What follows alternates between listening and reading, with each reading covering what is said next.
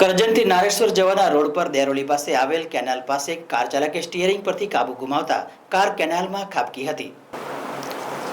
કરજણથી નારેશ્વર જવાના રોડ પર દેરોલી પાસે આવેલ કેનાલમાં એક કાર ચાલકે સ્ટીયરિંગ પરથી કાબુ ગુમાવતા કાર કેનાલમાં ખાબકી હતી। કાર ખાબકતાની સાથે આસપાસના ગ્રામજનો કેનાલ પાસે દોડી ગયા હતા અને બચાવની કામગીરી હાથ ધરવામાં આવી હતી। કારમાં 4 વ્યક્તિઓ સવાર હતી, તે પૈકી એક વ્યક્તિએ જીવ ગુમાવ્યો હતો, જ્યારે એકની હાલત ગંભીર હતી। अन्य 2 સારવાર હેઠળ છે।